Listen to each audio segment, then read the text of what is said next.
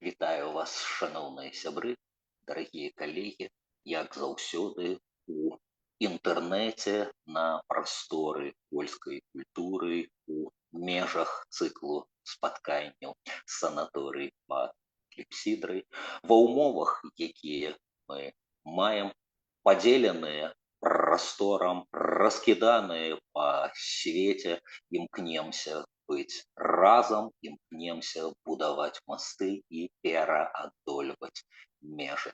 Так, як гэта рабіў бы па-свойму і рабіў пры жыцці вялікі, бліскучы, геніальны, фантастычны герой нашага сённяшняга спаткання паміж польскай і беларускай культурай, паэт, публіцыст, стваральнік бліскучых эстрадных тэкстаў, сонграйтер, як назвалі б яго цяпер, калекцыянер усіх магчымых дзівосаў і кур'ёзаў, перакладчык складана перакладальнай, наўпрост скажам, неперакладальнай літаратуры, з якой бліскуча даваў сабе рады. Усё гэта Юльян Тувім, калі прамаўляць яго па-польску ў назоўным склоне, як яго правільна называць па-беларуску, як правільна слушна ставіць націск,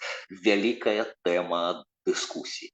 Юльян Тувім альбо Юльян Тувім, бо палякі маюць фіксаваны націск, і Тувім у назоўным склоне ператвараецца ў Тувіма, Тувіму, пра Тувіма і гэтак далей. Адсюль таксама вялікая традыцыя з такім націскам, традыцыя, якая больш звыклая, шчыра прызнаюся мне, то гаворым пра Юльяна Тувіма, польскага віртуоза, правакатара, хулігана, парушальніка грамадскага спакою і літаратурных канонаў, вялікага рэвалюцыянера ў паэзіі і ў літаратуры, адначасова чулага, глыбокага, пранізлівага лірыка. Гэта ўсё пра адну і тую ж асобу, з вялікім стылістычным дыяпазонам, з вялікім моўным дыяпазонам.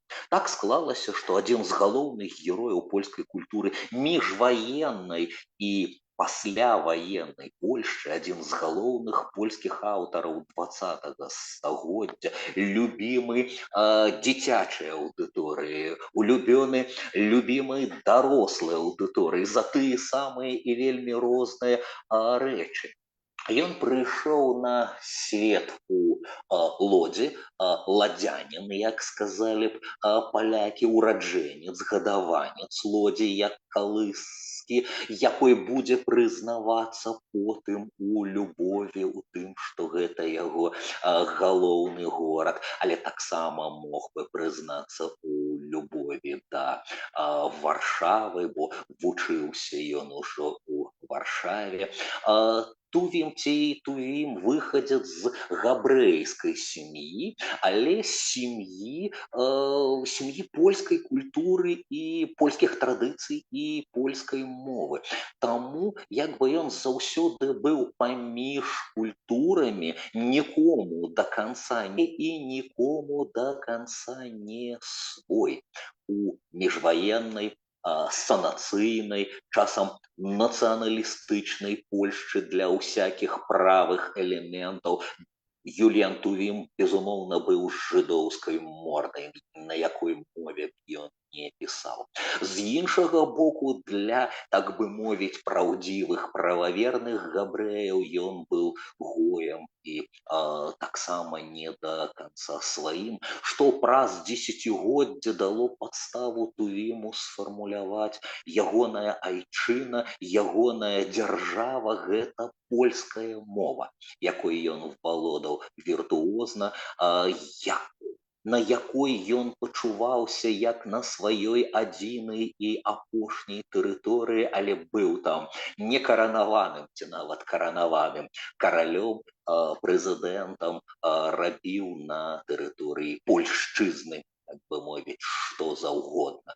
Таму я сёння ніяк не абміну арыгіналаў, каб паказаць вам Тувіма віртуоза. А з іншага боку, іншым героям, абсалютна сувымерным Юліяну Тувіму з сённяшняга майго спічу, будзе як бы калектыўны герой беларускі перакладчык ці беларуская перакладчыца.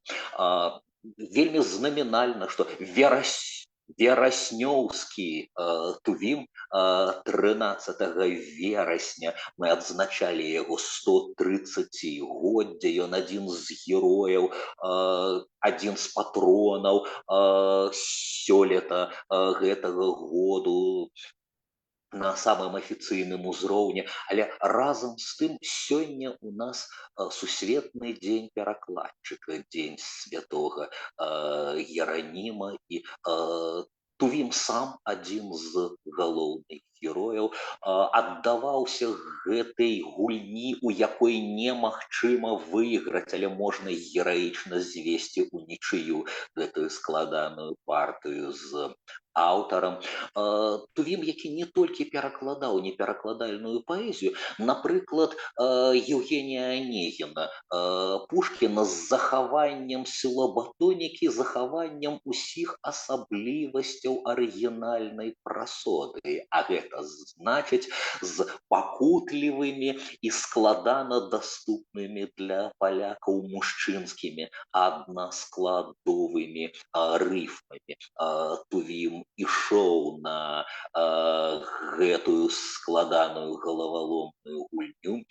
Тувім быў тэарэтыкам, а не толькі практыкам перакладу. Напісаў геніяльнае іранічнае эсэ «Чвоверш на варштаце», 4-радкоўе на варштаце альбо 4-радкоўе ў працы, in progress, сказалі б сённяшнія эсеісты, дзе паказаў, якім неперакладальным можа быць тое, што так лёгка кладзецца на слых і, здаецца, само сабою жыве і не патрабуе ад перакладчыка працы. Не, з гэтага моманту і пачынаецца катарга. Тувім узяў 4-радкоўе спачатку паэмы «Руслан і Людміла», все памятаем з дзяцінства, у лукамор'е дуб зялёны, паказаўшы, як складана даваць сабе рады з кожным словам, з кожным вобразам, з кожным радочкам, з кожнай рыфмай. Якая вялікая спакуса абы чым затыкаць дзіркі ў рытме, абы што ўжываць дзеля рыфмы. Не, старая формула Колріджа, найлепшыя словы ў найлепшым парадку, гэта і пра мастацкі пераклад у разуменне Тувіма. Таму ён сённяшні герой, але разам з іншабыццём, другім жыццём сваіх тэкстаў на іншай тэрыторыі, на тэрыторыі беларускай мовы. Таму заканамерна, што я буду хутка спыню свой доўгі уступ і буду не столькі тэарэтызаваць сёння на правах лектара, колькі паказваць кавалкі, можа быць, з арыгіналу і беларускія тэксты, там, дзе гэта вельмі складана было б пераадолець гэтыя культурныя моўныя межы, але перакладчыкі розных пакаленняў, розных традыцый, розных школ ішлі на гэта і перамагалі ці зводзілі нічыю гэты матч з Тувімам. Варшаўскі універсітэт, некалькі рэчаў пра біяграфію такі скажу. Спроба вывучаць права і філасофію, але ўрэшце рэшт выбар творчасці і спынення гэтай вучобы юрыспрудэнцыі. 1918 год, дэбютны яскравы томік паэзіі «Чыханне на Бога», чаканне, хутчэй, безумоўна, не чыханне Бога. Праз 2 гады танцуючы Сакрат, потым 7 восень, і пайшло-паехала Тувім апынуўся лідарам новай літаратурнай школы. Школы, якая прыйшла на змену дэманстратыўна-рэвалюцыйна такой з'яве, як маладая Польшча, школы больш дэмакратычнай, чым маладапалякі, больш уважлівай да такой катэгорыі, як сучаснасць, як навакольная рэальнасць, як жывая мова жывых людзей, якія ходзяць навокал, і ніякіх табе вежаў са слановай косці, ніякіх табе замыканняў у бункеры мастацтва дзеля мастацтва. Тувім выходзіў на тэатральныя падмосткі, на падмосткі кабарэ, на эстраду. Ягоныя тэксты спявалі аўтаркі і аўтаркі самых розных міжваенных шлягераў, ягоныя скетчы, ягоныя гумарэскі, усё, што датычна, як бы нібыта нізавых жанраў, але гэтыя жанры заваёўвалі сабе права на жыццё і гучалі, правакавалі, смешылі людзей.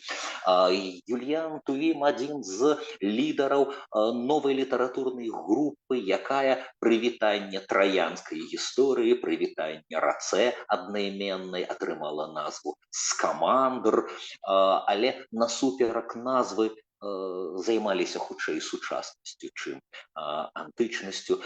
Юліян Тувім хутка робіцца не толькі гумарыстам і іронікам, не толькі майстрам, так бы мовіць, лёгкіх жанрах у паэзіі, але зубадрабельным сатырыкам, які наводмаш раздае поўхі усім з'явам, якім трэба раздаваць поўхі і ляпасы. Ягоныя тэксты забараняюцца цэнзурою польскай міжваеннай, як было з культавай паэмай «Баль» у оперы 36 года, які толькі пасля Другой сусветнай вяртаецца на сцэну. Юліян Тувім зведаў лёс выгнанніка, як шмат хто з нас цяпер.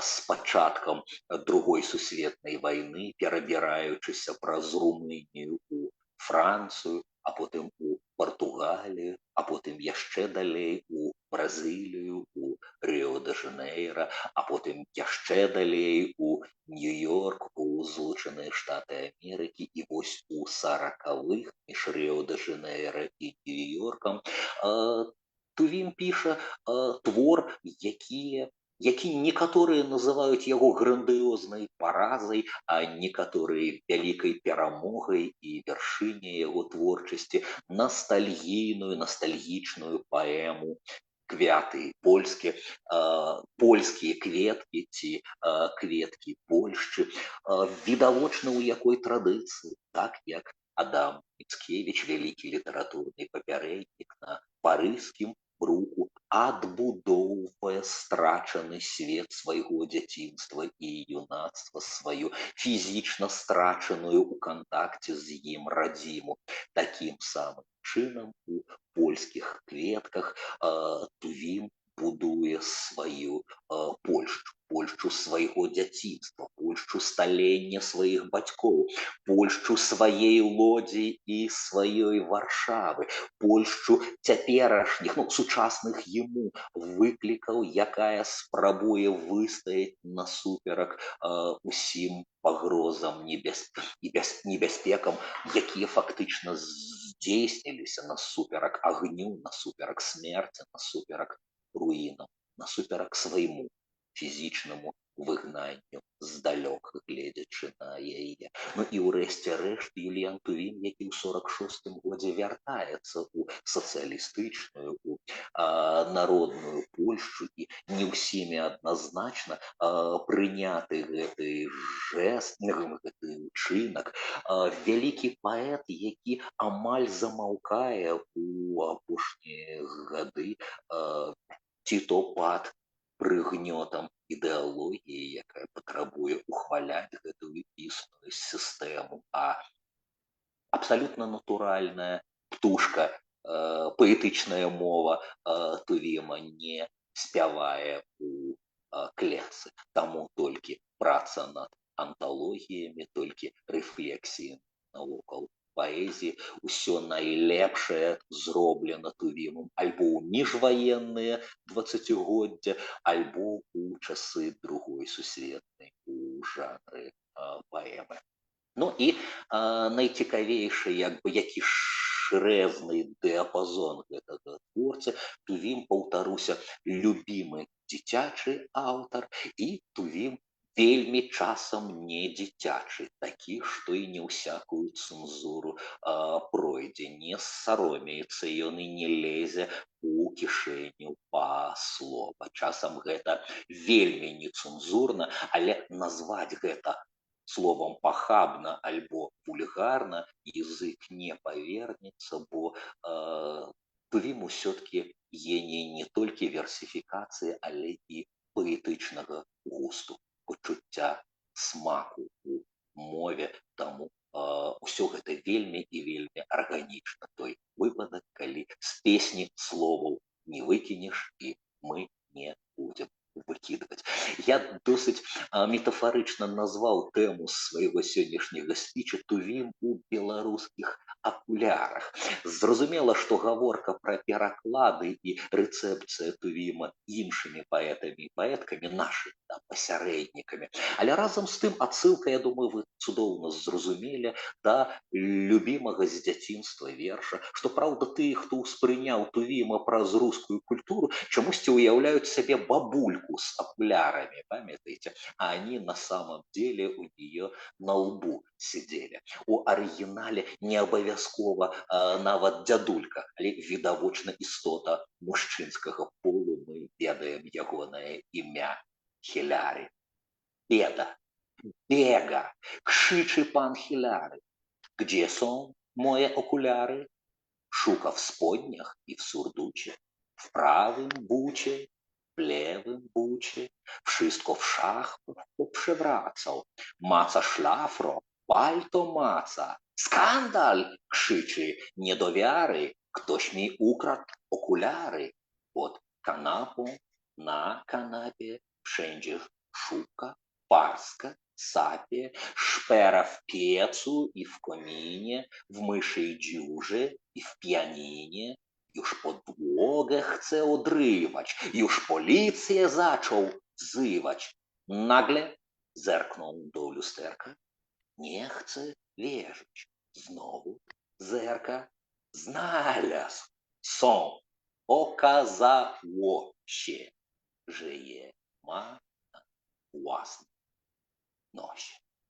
Уласна кажучы, такі сабе пошук акуляраў і такі сабе позірк на свет, ці то праз іх прызму, ці то без у прыўкраснай блізарукай размытасці, ўсё гэта апісвае дачыненне арыгіналу і перакладу. Часам вельмі канкрэтны у бліскучых дэталях, а часам вельмі размыты перакладам, але не менш ад гэтага сімпатычны Юліян Тувім. Можно сказать, хор паэтаў пад адным кодавым іменем, якое ахвотна прымала шматлікія псеўданімы, з якімі гуляўся віртуозна Тувім, як і з усім астатнім.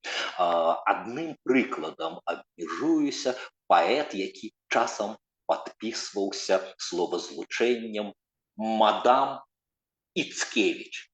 Нічога вам не нагадвае, калі перанесці адну літару з першага слова у другое. Хор беларускіх традыцыяналістаў калісьці абураўся. Як так магла маладая літаратарка Алена Козлова поступіць з Янкам Купалам, стварыўшы яго карнавальна зніжаную іпастась жаночую, да таго ж Анка Купала. За шмат дзесяцігоддзяў да яе Юліян Тувім гуляўся у такія гульні. Мадам Іцкевіч, што не перашкодзіла яму праз дзесяцігоддзі зрабіць і правесці праз акіяны і стагоддзі найчуллівейшы дыялог з Міцкевічам і ягоным панам Тадэушам. Але я не прачытаў вам беларускі пераклад. Мне вядомыя два і абодва сімпатычныя. Пераклад Інессы Кур'ян, спецыялісткі па польскай мове і культуры перакладчыцы, і найперш даследчыцы і выкладчыцы славянскіх моваў і польскай насамперш. Ёсць старэйшы пераклад акуляраў суаўтарства Сергея Дзяргая і Анатоля Белюгіна. Прачытаю вам. Яго узлаваўся пан Гіляры. Дзесьці зніклі акуляры. Ён шукае у кожным куце, у халаце і сурдуце, абшукаўся шуфляды, ды няма іх. Дайце рады, гвалт, крычыць ён, проста чары, ці не ўкралі акуляры? Пад канапай, пад камодай, мацаў, поўзаў, вось прыгода. Крэкча пан для нор мышыных, расчыняе піяніна, атрываць рашыў падлогу, клікаць люд на дапамогу. Ды ў люстэрка ўпёр ён вочы і не верыць, аж адскочыў. Гэта ж праўда? Не здалося, што яны на ўласна носяць. Бачыце, пераклад збольшага выконвае свае функцыі, прадстаўляе нам карнавальнага, іранічнага, цудоўнага гульнёвага Тувіма. Часам бачна, як перакладчыкам не хапае складочкаў у радку. Люд на дапамогу кліча пан Гіляры там, дзе мусіў, канешне, клікаць паліцыю. Не змясціліся міжваенныя польскія паліцыянты у вузкі, кароткі, бліскучы тувімаўскі радочак.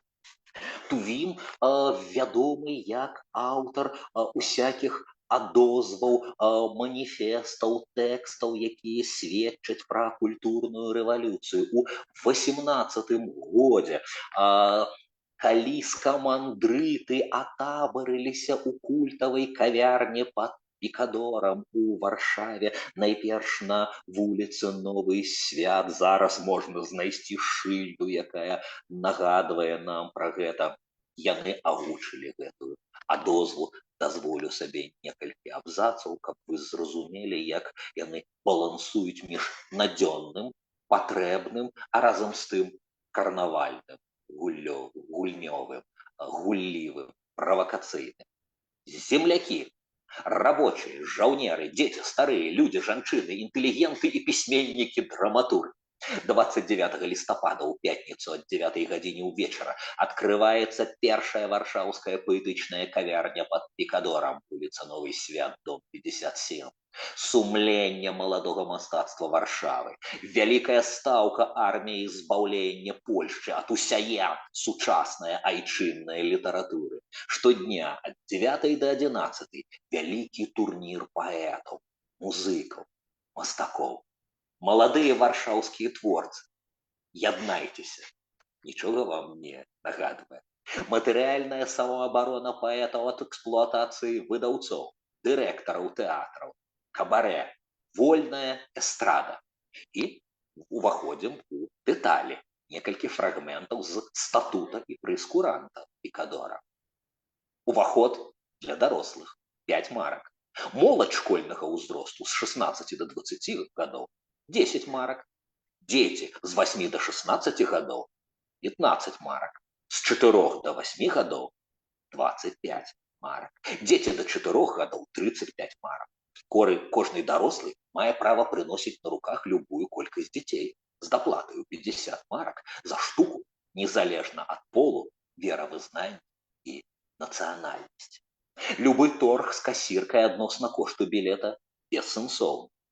Пажаданыя высокія надбаўкі. За нейкія там дурныя 10 ці 15 марак надбаўкі. Шчыры дзякуем. Абыдземся. Уваход у кавярню забаронен. А. Асобам у не надта цвярозым стане. Б. Рэцыдывістам у галіне літаратуры і жывапісу. В. Прысутным у чорным спісе. Далей ці не палова алфавіту. Прапускаю. Адгадваць рыфмы, мой любимый пункт, адгадваць рыфмы падчас чытання строга забаронен. Сатысфакцыі урад кавярні не дае. Насілкі і карета хуткай дапамогі на месцы. І вось мы маем Юліяна Тувіма. Казаў ужо вам чужака для ўсіх, які мусіць агрызацца, адбівацца направа і налева ад рознага кшталту ідэалагічных ворагаў, шчэрыць, паказваць зубы. Прачытаю па-польску без перакладу у фрагментах. Пераклад чакае свайго беларускага, тэкст чакае свайго беларускага перастваральніка. Верш, які меў вялікія, я думаю, хуліганскія наступствы для культуры, хоць з прычын цэнзуры далёка не ў кожным перакладзе і не ў кожнай культуры цяпер фігуруе. Поўная назва. Верш, в którym autor grzecznie, ale stanowczo uprasza liczne zastępy bliźnich, aby go w dupę pocałowali. Будем чытаць гэты верш з прапановай усім непрыяцелям пацалаваць лірычнага героя і паэта у дупу. Усе ведаюць парадны помнік Юліяна Тувіма на вуліцы Петрковскай у Лодзе, так званую лавачку Тувіма. Не ўсе ведаюць далікатна схаваны і больш сучасны правакатыўны хуліганскі помнік дупе Юліяна Тувіма, які вынікае з пэўнасцю з гэтага верша. А яшчэ гэты верш у паўнейшай версіі, чым я вам буду цытаваць, але карацейшай, чым было у Тувіма, спяваюць польскія акторы і акторкі. Пагугліце. Схопіць двух словаў Тувім і, конечно, дупа. Абштыфіканчі грубej Берти, і катовіцькі вęglokopy, і бориславські нафтоверти, і одзерменше биче хлопи, варшавські бубки, жиголяки з шайком витворних пінт на купе, рембайли, франти, забіяки. Całujcie mnie wszyscy w dupę. I tem aryjski rzeczoznawcę wypierdy germańskiego ducha, gdy swoją krew i waszą sprawdzę, wierzcie mi, jedną będzie jucha. Karne pentaki i szturmowcy, zuchy z Makabi czy z OWP, i rekordziści i sportowcy, całujcie mnie wszyscy w dupę. Socjały nudne i ponure, pedełki, neokatoliki, podskakiwacze pod kulturę, czciciele radia i fizyki, uczone małpy, świsłowiedy, co oglądacie świat przez lupę. I wszystko wiecie, co, jak, kiedy. Całujcie mnie wszyscy w dupę. I ty, fortuny skurwysynu, gówniarzu uperfumowany, co splendor oraz splin Londynu nosisz na gębie zakazanej. I ty, co mieszkasz dziś w pałacu, a srać chodziłeś pod chałupę. Ty, wypasiony na ikacu, całujcie mnie wszyscy w dupę. I wy, o których zapomniałem lub pominęłem was przez litość, albo dlatego, że się bałem, albo że tak o was obfitość. I ty, cenzorze, co za wiersz ten, zapewnie skażesz mnie na ciupę. I żem cię stał świętuchów hesztem. Całujcie mnie wszyscy w dupę. Давайте дамо слова беларускаму перакладчыку, які таксама не саромеўся і не лез, доўга не шукаў доўга словаў у кішэні, пераствараючы найскандальныя, найнепростшыя, найнепрасцейшыя для перакладу тувімскія тэксты. Я пра Васіля Сергеевича Сёмуху, культавага беларускага перакладчыка, які перастварыў польскія кветкі. Вось яно адзінае на сёння выданне, якое патрабуе сучаснага перавыдання. І перастваральнік культавай, правакацыйнай, забароненай, сатырычнай паэмы на міжваенную Польшчу баль, сатыры на міжваенную Польшчу баль у опер 36-го. Некалькі фрагментаў вам пакажу. Паглядзіце, гэтая эпоха, дзякуй Вабанку, Махульскага, дзякуй кнігам, якія ствараюць, фільмам, якія ствараюць міф гэтай краіны, такога сабе Голливуду бясконцага, напоўненага прыгодай, шыкоўнасцю, стылем. Разам з тым час нацыянальнага прыгнёту для ўсіх, хто не хацеў быць такім палякам, як вынесена ў тытул таго рэжыму і той дзяржавы. Мы ведаем пра тую самую Польшчу з бунтоўных вершаў маладога Максіма Танка, напрыклад. Вось гэтая атмасфера.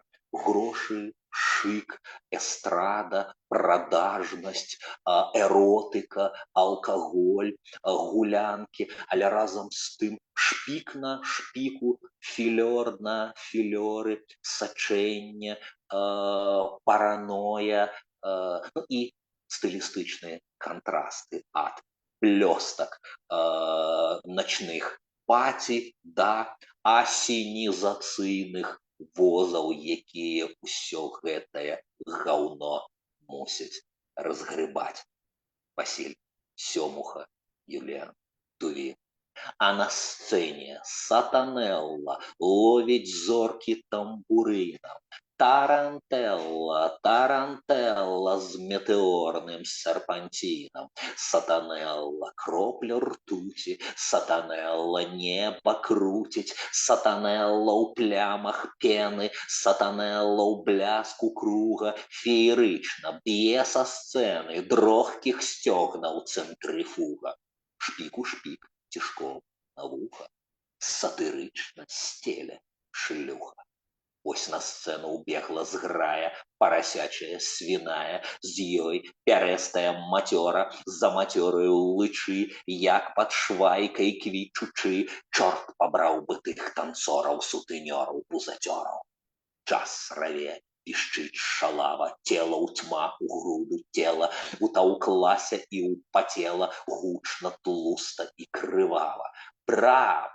Брава, брава, брава, гучна, тлуста і цялесна, мала, мала, цесна, цесна, па паверхах, пераходах, расцугляным карагодам, пеклам, жарам, танцам п'яным, блудным, ёрным левіяфанам, птерадактылем, прыматам, архімалпаю крылатай, шампанканам, канкан-джазам, з громам, гвалтам, выхілясам, ліхаманка кікіморт, каб іх пекла, каб іх чорт, каб іх чорт, каб іх чорт.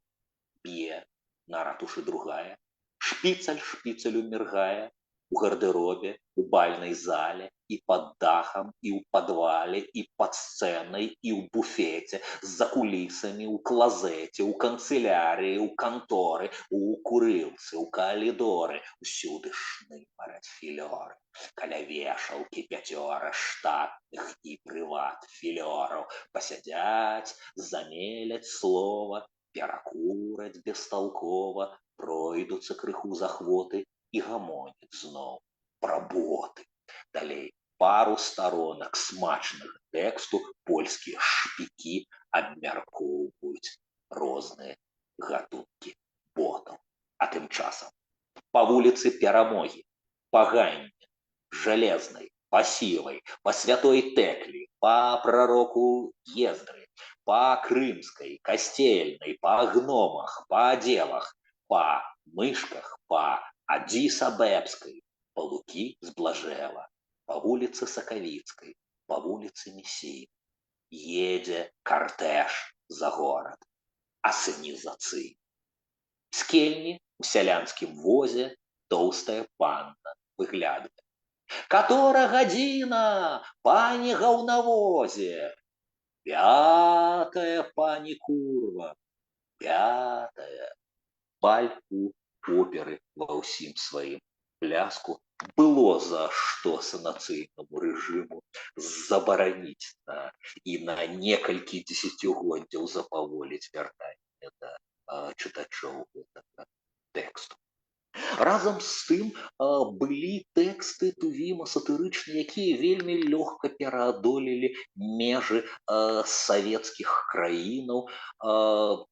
Тая крытыка, тая сатыра, якой прывязалі, прыклеілі цэтлік прагрэсіўная сатыра, і гэта можна было друкаваць, гэта заахвочвалася, гэта друкавалі і публікавалі беларускія паэты ў савецкія часы. І дзе ж тут прамянеш Максіма Танка, які ведаў Тувіма не толькі як беларускі пасляваенны класік, але і як баявы заходнебеларускі аўтар таго самога міжваеннага перыяда, які жыў з Тувімам у адзін час і перабываў у адной фактычна шматмоўнай, шматнацыянальнай культурнай прасторы, якія сёй-той хацеў збядніць і зрабіць аднамоўнай і аднанацыянальнай.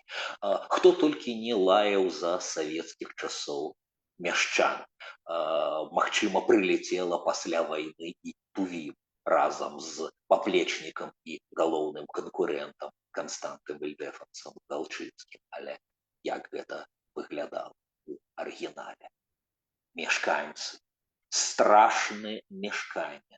В страшных мешканнях страшnie mieszkają strasznie mieszczanie. Pleśnią i kopciem pełźnie po ścianach zgroza zimowa, ciemne konanie. Od rana bełkocą, bredzą, że deszcz, że drogo, że to, że tamto. Trochę pochodzą, trochę posiedzą i wszystko widmo, i wszystko fantom. Быццам хімеры в страшных кватэрах, страшна жывуць мяшчане. Плесняй сырою пойдуць праз дзверы зімнія жахі, цені канань. Ад ранку трызняць, балбочуць нема, што дождж, што лёс у іх нешчаслівы, крыху паходзяць, крыху падрэмляць, і ўсе, як здань, або нейкі прывід, кішэні спраўдзяць, гадзіннік звераць, паправяць гальштук, штаны падцягнуць і па зямлі такой круглай, шэрай са сваіх сховаў ідуць з павагай, ідуць зашпіленыя у ватоўкі, глядзяць направа, глядзяць налева, ідуць і ўсё бачаць паасобку, што дом, што стасік, што конь, што дрэва, бяруць газеты, як цеста ў пальцы, жуюць ад жвачкі ад папяровай, ім пачынаюць, як ад закальца да ачмурэння, пухнуць галовы, і зноўкі шэпчуць, што форт, пажары, што Бог, Расія, усход і захад растуць бязглуздзіцы, як пачвары,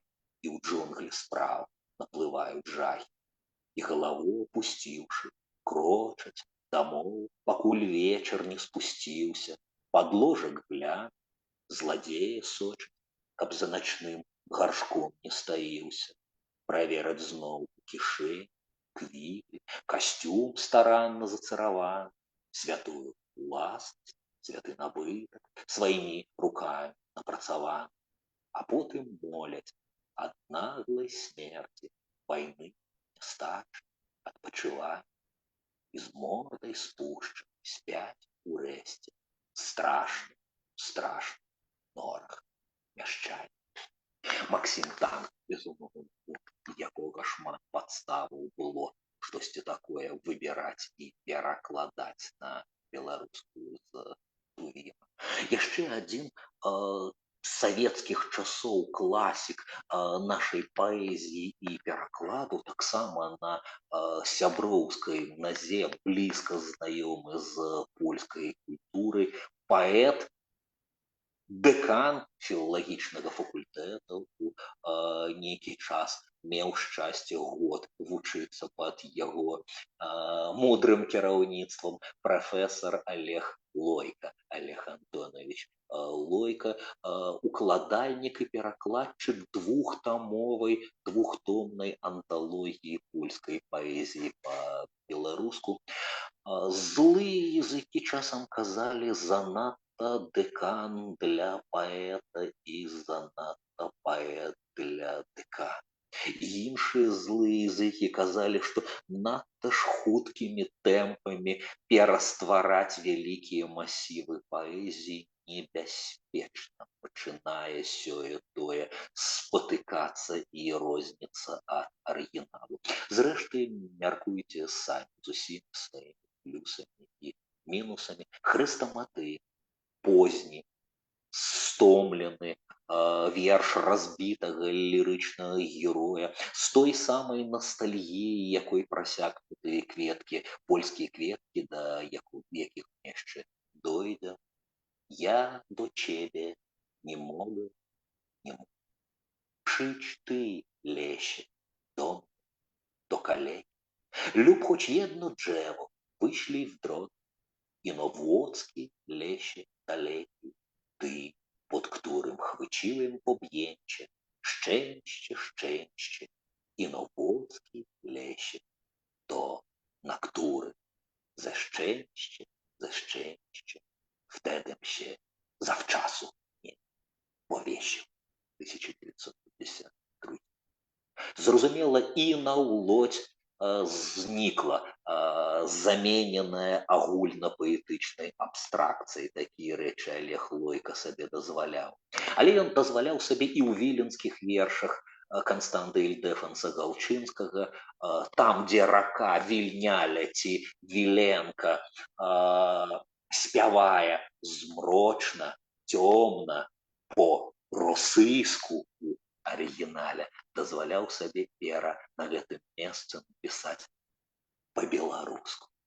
Да цябе не магу, ты ж прыйдзі да мяне да калекі, ці сасонку хоць вышлі ў смугу, лесе, мае лекі, тую з шамрыстай карой, дзе хапіў я абдымкаў шчас, і ад шчасця, на суку якой не павесіўся ледзь заўчасна. Суку якой, безумоўна, стварае багатае поле для асацыяцый, як і выраз тую з шамрыстай карой. Побач з карой адразу хочацца запытацца, дык сасонку просіць паклікаць лірычны герой ці ўсё-ткі тую запішам у дробныя страты у ахвяры святога Єрені.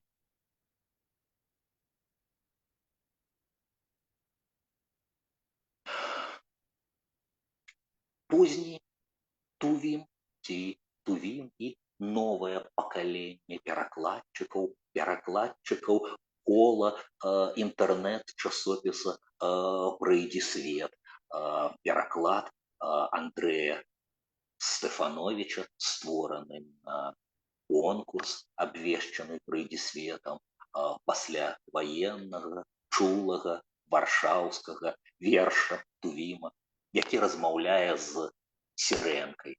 Як назваць гэтую русалку? У Беларусі яна была свецізянкай, але яна непарыўна звязаная са стыхіяй Віслы у Варшаве. Русалечка моя пішляна, позволь, нех на твоje коляна głowę skłonię, od miłości tak posiwiały moje skronie. Nic nie pytaj, bo nic nie powiem, tylko cichym bądź mi bezgłowiem, żebym usnął. Od miłości zaniemowiły moje usta. Niech zmęczonej mojej jesieni twoje wiosna się rozpromieni snem przeźroczym. Od miłości tak posmutniały moje oczy. I гэта далей Андрэй Стефанович па-беларуску. Ці дазволіш, рачная дзяўчына, Да тебе падысці на хвілінку у бяссонь, пасівелі зусім ад кахання мае скром. Хай мінулае сыдзе туманам, будь маім узгалоўем ціхмя, сном спакусным, анямелі зусім ад кахання мае вусы. Хай я восень спазнаў да астатку, заіскрыся вясновую згадкай блізу ночы, затужылі зусім ад кахання мае вочы. Хай засное, нібыта вясной, з той дзяўчынкай маёю рачною незнаёмкай, супакойным, сумнай усмешкай, вусны тон. Адкахаў я 3/4 кахання. Ды хачу яго выпіць да звання і да згубы, мо цябе назаву я, сірэн, сам любы. Мо цябе, мо хто ўведаць здалей тую зорку, што ў прыцемку тлее, дагарае. Вось і ўсё, рачна дзяўчына, дарагая. Затрымаюся на той самай ноце і няхай з гэтай ностальгійнай паэмы у перакладзе Сёмухі таксама паляціць што-небудзь пра Віслу, пра Варшаву, пра страчаную радзіму і, скажу больш, пра наша непазбежнае вяртанне да яе, так як гэта здарылася з пакаленнем Юліяна Тувіма пасля перамогі. Мой верш са скрухі, як стол з дрэва, як з цэглы дом, мой верш са смутку, пяе над берагам ціхутка і аднастайна, як сірэна, што Вісла наша не загіне, што ўсё жывучае ў глыбі. Мой верш, ты сціплы нібы пасмы, яе касы срэбна-струменнай, прабіўся ты з гароты наскай, крыніцаю з зямлі камен. О верш з руінаў і камення майго юнацтва і айчын, плыві мацней, паток натхнення, слязой вясёлкавай блішчын. Рака, што верна паўтарала ў хвалі зоркі над Варшавай, і кожны вечар, кожны ранак сваёю гладдзю вершаванай дрыготка плыла, а часамі ад узрушэння голас гнеўны, нібы святло ў вадзе струменнай, але спадзяк задумен цячэ, змяшаны са слязамі. Рака, што ў памяць злучыла паэм небесных мірыяды і строфы хмар, аблачынак, ісагі, бур, зор, Іліады, пісання нашай навальніцы. І час прыйшоў к табе зайчын, палаць агнямі бліскавіцы, у грозах перуноў, і выць, пачуўшы плач сталіцы. Варшава, Польшчы верны ёў, як раскалоўся схіл нябесны, плыла ў пурпурным бляску Вісла, нязрушна, горда і свабодна, і гмахі горада жалобна плылі адбіта, як пахонь. Чырвоны строй у люстры водным, мы вернемся. Пачырвань Вісла, што ў глыбіні ты верна вынесла. Пад нашым родным польскім небам мы вернемся з віхурай зноў, узброенай свяшчэнным гневам, у новай веры, маладымі. Віхура гэта дух вады, і бляск, і крык, і верш, і кроў. Прывітанне з вечнасці ад майстра не толькі Тувіма, але і вялікага майстра Васіля Сёмухі. Але давайте пра найнавейшыя, пра сучасныя пераклады, і не толькі перакладчыкаў, але і перакладчыц. Вось у межах адроджанай перакладчыцкай майстэрні мы сядзелі з калегамі, абмяркоўвалі верш лёгкага, эстраднага, какетлівага, але тонкага, пяшчотнага Тувіма, верш, які падрыхтавала Алена Баранец. Глядзіце, як гэта ўсё пачынаецца і заканчваецца. О чым? О пэвным вечорze, от віна і чэрвца быў цеплы, Gwiazdy, jak kwiaty ze szczęścia, na łąkę niebios uciekły. Ani się nic nie działo, ani się nic nie mówiło. Zresztą sam byłem wtedy, ciebie tam wcale nie było. Про што я? Пра пэўны вечар, быў чэрвень, віно і цёплы, зоркі, як кветкі шчасця, ўзышлі на нябесны попал. Нічога не адбывалася, нічога не прамаўлялася. Зрэшты, я быў самотны, цябе там не назіралася. І яшчэ адзін сучасны пераклад ад маладога паэта з вельмі сімпатычным, тонкім паэтычным пачуццём і сімпатыяй. Не стамляюся аднакарэнныя словы прамаўляць да польскай паэзіі верш, пераклад Алеся Емельянова Шыловіча, верш падобнай стылістыкі, злосны верш ці злы верш у арыгінале. Не знаешь ты, а дождь ішоў. Адзін блукаў я па сталіцы, чакаў, нудзіўся, сумаваў, адно хацелася ўтапіцца. Не знаешь ты, а злосны быў, і піць пайшоў, і піў, як вол я, гарэлку віскі, і быў вясёлы, ой, вясёлы. Глядзі, нікчэмны гэты верш, але ён злосны і маркотны, бо я чакаў, бо сумаваў ты вечар асень слон. І, безумоўна, партрэт Тувіма будзе непоўным, калі не пацытаваць штось улюбёнае з свету дзіцячай паэзіі, магчыма, яго галоўны верш, верш локомотыва, ці у паравоз ён часам у перакладзе ператвараецца. Верш, які перастварыла Інеса Кур'ян, рыхтуючы сваю аўтарскую анталогію «Каляровая карова», анталогію польскай дзіцячай паэзіі. Паглядзіце, як перакладчыца адважна і зухаўскі змагаецца з складана, а часам зусім не перакладальнымі рэчамі. Стoi на стації локомотива. Ciężka, ogromna i pot z niej spływa. Tłusta oliwa stoi i sapie, dyszy i dmucha, żar z rozgrzanego jej brzucha bucha.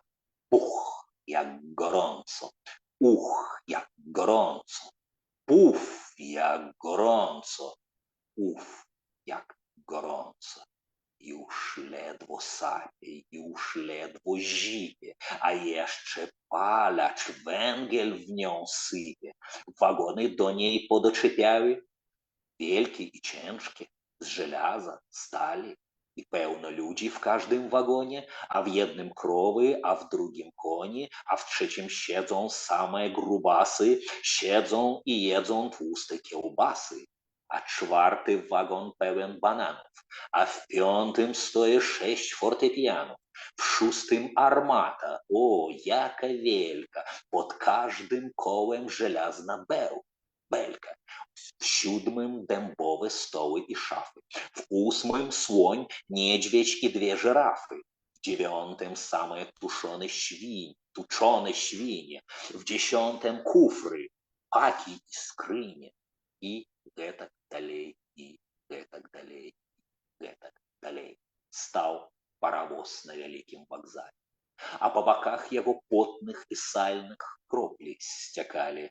Стаў, уздыхнуў, гучна парай падзьмухаў, жарам з гарачага бухае бруха. Бух, я стаміўся, я стаміўся, так стаміўся, што прыпыніўся. Ён адпачыў бы, запыханы, сопкі, ды качагар сыпле вугаль у топку, і вельмі спрытна чапляецца новы шэраг вялізных вагонаў сталёвых.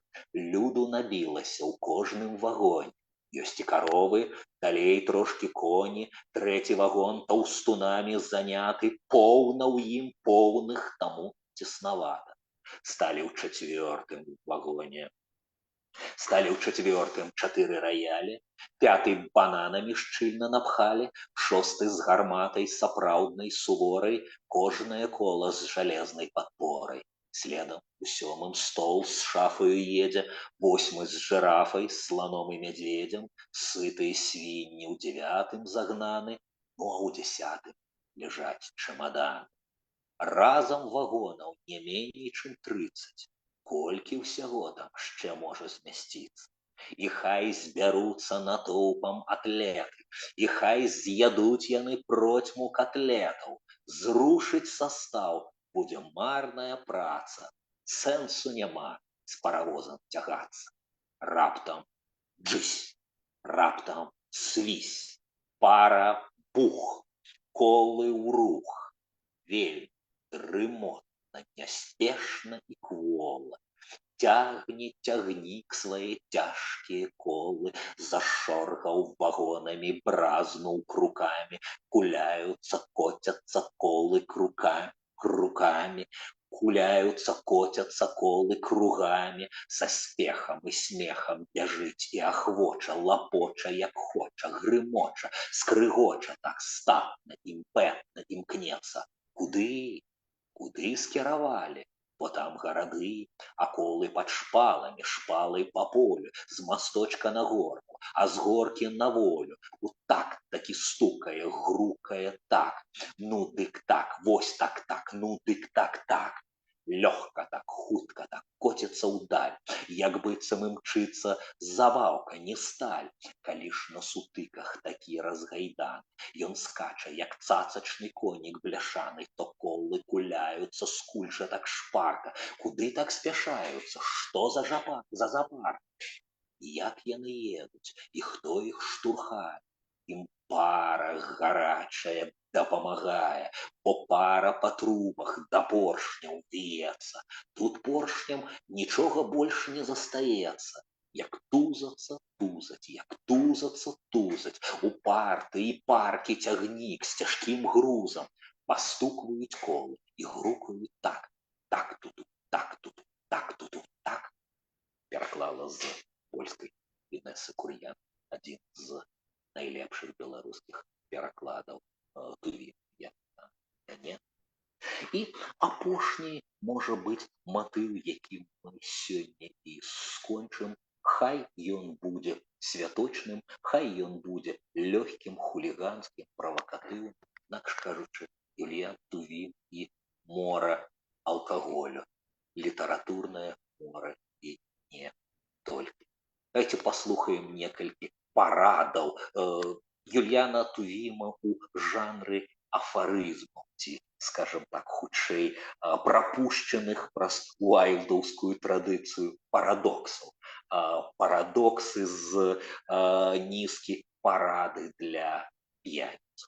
А перастварыў гэта Алесь Емельянов Шыловіч. Ніколі не адкладвай на заўтра тое, што можна выпіць сёння. Зацікаўлена канспектуеце. Памятай, што найлепшы час, каб напіцца, паміж 2 папойкамі. Не вадзіся з непітушчым, паглядзі на іхні бюджэт і зразумей, што гэта дыверсант. 2 кроплі халоднай вады дадаюць каньяку смаку.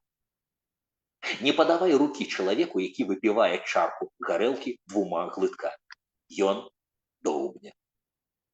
Вучы сваіх дзяцей азбуцы такім чынам. Абсент, белавежская, вішнёўка, гарэлка, дывені рыс, журавінавая, зуброўка і гэтак далей. Аўтар цэлай кнігі, прысвечанай польскай п'ятыцы, польскаму п'янству, Юліян Тувім, безумоўна, трымаўся б і да канца алфавіту. Шампан п'ецца на чужыя, каньяк на пазычаны, гарэлка толькі на свае. Наступнае мне падабаецца. Я ведаў аднаго 94гадовага старога, які ўсё жыццё піў, п'е цяпер і здаровы як вол. Ягоны ж брат і кроплі ў рот не браў і памёр, маючы 2 гады. Замест таго, каб піць, кладзі на збер кніжку. Калі назбіраецца большая сума, прапі. І нарэшце афарызм з іншага цыклу «Проблескі геніальнасці, але пра тое самае». Каб ведалі толькі першыя 10 чарак шкоды. Пасля ўжо можна піць колькі влезе. І апошні на сёння верш, застанемся ў гэтай тэматыцы, верш «Спрэчка з жонам», верш, які насамрэч не пра алкаголь і не пра п'янства, верш пра мову, якую умее слухаць паэт. Увесь верш пабудаваны на фразеалагізмах, на ідыомах, на доўгіх сінонімах таго, як перадаць гэтае алкагольнае ап'яненне. З пазітыўным адлівам, з негатыўным, з вельмі моцна негатыўным, як зрабіць гэта ўсё напружаным тэатральным дыялогам. Давайце некалькі строфаў, заадно і некалькі польскіх ідыёмаў вывучым у арыгінале. Спрэчка з żoną. Lojalnie mówię do żony. Małżonko, jestem wstawiony, odrzekła z pogardą. Łazem. Uważam, że jesteś pod gazem. Mówię, przesada, nie lubię. Przysięgam ci, że mam w czubie. Powiada, kłamiesz, kochany. Twierdzę, że jesteś pijany. Nie przeczę. Mówię, żem hulał. Lecz jam się tylko ululał. Odrzekła. Łżesz jak najęty, po prostu jesteś urżnięty. Ja, mówię, nic nie skłamałem, to prawdę, pałę zalałem. Kłamstwa, powiada co krok. Jesteś urżnięty w sztok. Oszczerstwów, oświadam z gestem. Pijany jak bele jestem. Baranek krzyczy bez winy i kurzy mu się z czupryny. Wyje. Niech pani przestanie, ja jestem w nietrzeźwym stanie. Łżesz, mówi znów, jak najęty. Tryknięty jesteś, tryknięty. Nieprawda, ryknąłem na to. Ja jestem pod dobrą datą. Gadaj, powiada do ściany. Wiem dobrze, jesteś zalany. Jędzo, szepnąłem, przestaniesz, ja zryty jestem, ty łamiesz. Godziny trwała ta sprzeczka, aż poszła na wódkę żoneczka, a ja, by się nie dać ogłupić, także poszedłem się upić. Маю гонар представить вам зусім свеженькі пераклад, уласны пераклад. Маю прыемнасць далучыцца да сусветнага дня перакладчыка такім чынам. Дарэчы, не першае перастварэнне гэтага верша па-беларуску. Гэта ўжо зрабіў Алесь Емельянаў-Шыловіч, згаданы, у якога ёсць сімпатычныя кавалкі, давайце сёе-тое. Там, дзе перакладчык па-іншаму, ніж аўтар гэтых словаў, іншыя фразеалагізмы цягне, глядзіце. Кажу, не люблю гэтых збыткаў, прызнаюся я на падпітку. Адказвае, хлусіш, каханы, сцвярджаю, што ты сёння п'яны. Не буду адпрэчваць, гульнулі. Дык што я там выпіў? Грамулю. Яна, брэшаш, быццам наняўся. Ты ж, як свіння, налізаўся. Няма ў маіх словах фальшу. Ну, трохі закінуў за гальштук. Хлусіш ты мне штохвілін і зноўку надраўся ў дрызіну. Гэтае надраўся ў дрызіну робіць мяне як чытача шчаслівым. Прывітанне, Алесю, дзякуй табе бясчотна абдымаю за твае пераклады. Ну, але сваю версію прапаноўваю на развітанне. Юліан Тувім. Спрэчка з жонкай. Я жонцы ласкава, паслухай. Я любая, трошки пад мухай, а жонка пляжыць адказам. Ты, любы, добра пад газам. Я ёй наступіў на корак, бо выпіўшы грамаў 40, а жонка, хлусіш, каханы, не выпіўшы, п'яны, п'яны. Не трэба, жоначка, сварак, крыху захмялеў з 2 чарак. Не ведаю, колькі хмелю было, але ты ўжо у бэлю. Паменей вульгарнай прозы, ну так, не зусім цвярозы. Яна мне паўзеш на пузе, відаць, што цвярозы у зюзе. Тут я не стрымаў эмоцый, напіўся да Божай моцы. Ты жончын вырак суровы, бязбожнік, напіўся ў дровы. Крычу, чара, дзейства, праца.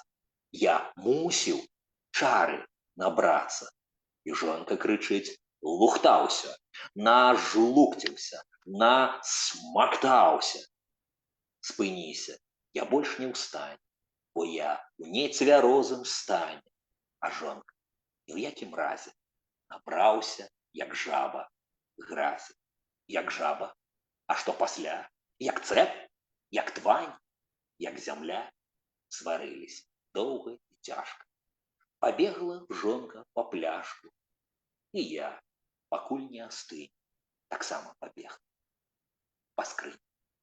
Усім неабыякавым можаце далучыцца да працэсу, святкуючы сусветны дзень перакладчыка, згадваючы памяць вялікага паэта Юліяна Тувіма, цешачыся з таго, што культурны дыялог адбываецца, што немагчымыя цуды здараюцца, неперакладальная паэзія жыве другім жыццём, трэцім жыццём, чацвёртым жыццём у перакладзе, пакуль у перакладчыц і перакладчыкаў ёсць імпэт пераствараць. Гэта жыве польская паэзія, жыве беларускі пераклад, ну і не згінемы, безумоўна, не дачакаюцца.